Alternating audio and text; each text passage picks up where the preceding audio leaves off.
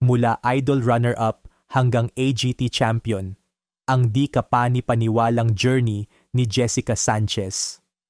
Paano kung yung artist na muntik na nagbalik para angkinin ang lahat?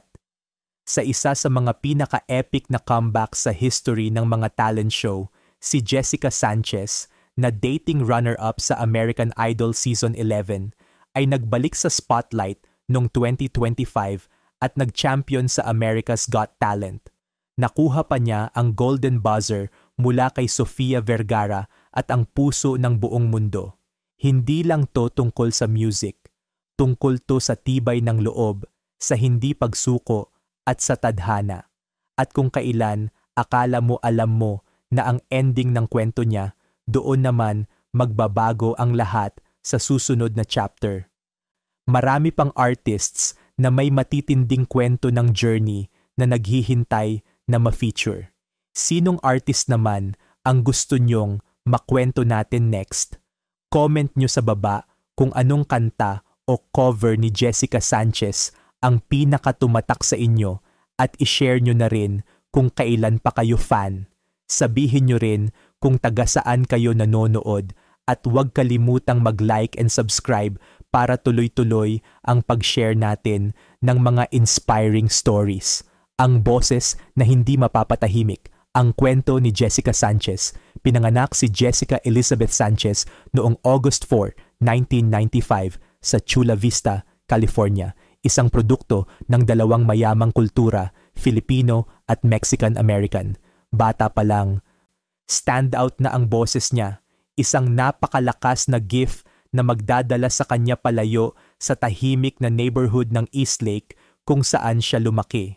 Ang nanay niyang si Edita ay may lahing taga-Samal, Bataan, habang ang tatay niyang si Gilbert ay nagsilbi sa US Navy. Siya ang panganay sa 3 magkakapatid at madalas siya ang bida sa entablado, dala ang boses na mas malaki pa sa kanya. Bata pa lang, star na.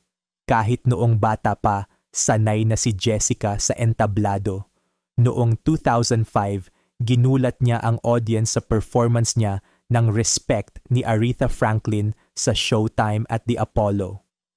1 taon lang ang lumipas, sumali na agad siya sa first season ng America's Got Talent. Kahit hindi siya umabot sa finals, nag-iwan siya ng marka. Mula sa NFL stadiums hanggang sa mga studio recording, laging present si Jessica, laging buhos kumanta. Yung mga early covers niya, gaya ng Don't Stop the Music ni Rihanna at I'd Rather Go Blind ni Etta James, nagpakita na agad ng kanyang galing at soul. Nakipag-collab siya sa ibang mga batang artist, kumanta para sa mga charity, at dahan-dahang gumawa ng pangalan sa underground music scene. Bawat nota, bawat performance, iisa lang ang mensahe. Nagsisimula pa lang siya. American Idol ang turning point. Noong 2011, nag-audition si Jessica para sa 11th season ng American Idol. Ang sumunod ay isang journey na minahal ng milyon-milyon. Natanggal siya sa kalagitnaan ng competition, pero gumawa ng di inaasahang desisyon ang mga judges. Ginamit nila ang kanilang nag-iisang save para ibalik siya. Sinubaybayan ng buong Amerika ang paglaban niya hanggang finale, kung saan siya ang naging runner-up. Ang mga performance ni Jessica sa show ay naging iconic TV moments, punong-puno ng emosyon, kontrolado, pero may bigay todong lakas. Kumanta siya para sa bansa sa Memorial Day concert sa Washington, D.C.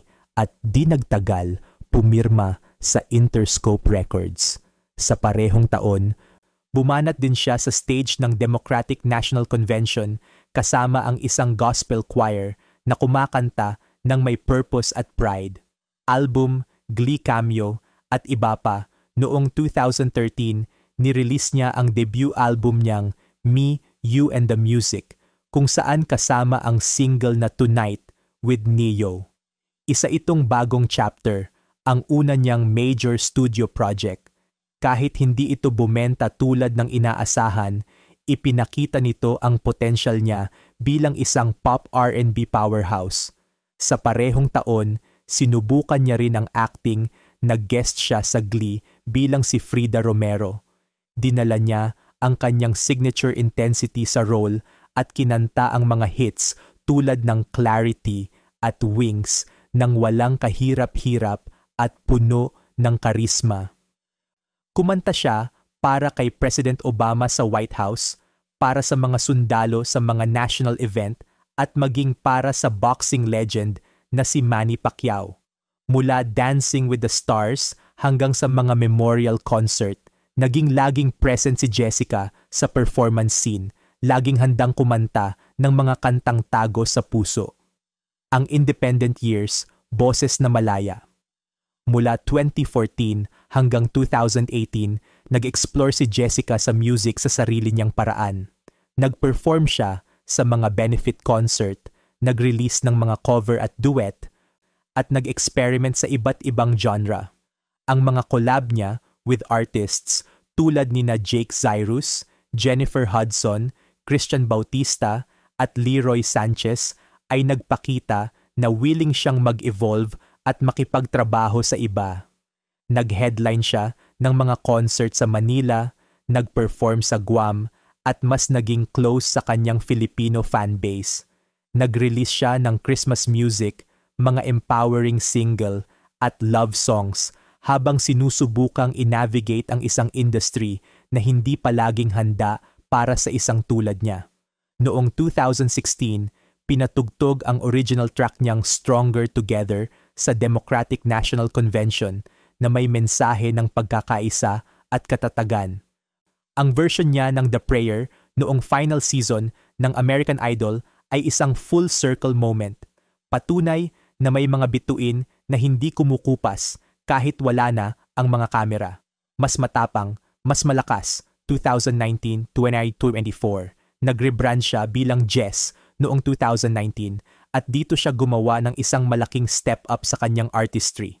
Sa mga kantang tulad ng Love You, Angels at sa powerful anthem na Us, nagsalita siya laban sa hate, racism at injustice.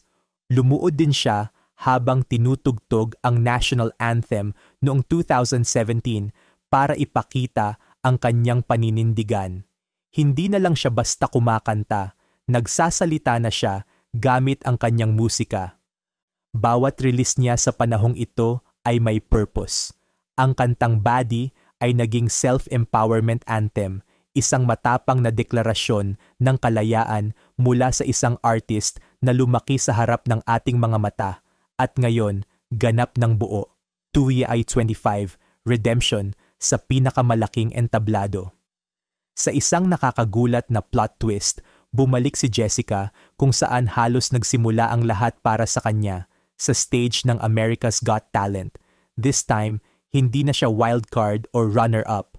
Sa auditions ng Season 20, sobrang na-touch si Judge Sofia Vergara sa performance ni Jessica kaya pinindot niya ang golden buzzer. Isa itong full circle moment at isang pagkilala sa galing niya na matagal nang dapat ibinigay. Noong September 24, 2025, si Jessica Sanchez ang kinoronahang winner ng America's Got Talent, ang kauna-unahang returning contestant na nag-champion at ang unang solo female winner sa loob ng halos isang dekada. Nakatayo siya sa stage na, yon, isang panalo, hindi lang para sa sarili niya, kundi para sa bawat nangangarap na sinabihang hindi pa ngayon. At kung hindi pa sapat yon, may isa pa siyang good news na shinar sa buong mundo. Isa na siyang asawa at malapit ng maging isang ina. Inamin ni Jessica na tahimik siyang ikinasal sa kanyang longtime partner na si Ricky Gallardo noong 2021 at buntis na sa kanilang unang anak. Isang legacy na nagsisimula pa lang. Ang kwento ni Jessica Sanchez ay kwento ng katatagan, grace, at walang sawang pag-abot sa kanyang purpose. Sa hirap at ginhawa, may record label man o independent, sa mga standing ovation at sa mga panahong nagdududa siya, hindi siya tumigil sa pag-awit. Hindi na lang siya yung batang babae mula sa American Idol. Isa na siyang babae, isang ina, isang asawa, boses ng mga walang boses, at ngayon, isang champion. Ang kwento niya ay hindi lang tungkol sa musika. Tungkol ito sa pagsisikap, pagkakakilanlan, at paghahanap sa iyong lugar sa mundo, nota bawat nota. Kung umabot ka sa part na ito ng video, salamat sa pakikinig hanggang dulo. Kung nagustuhan mo yung kwento, palike naman at mag-subscribe para sa mas marami pang stories na ganito.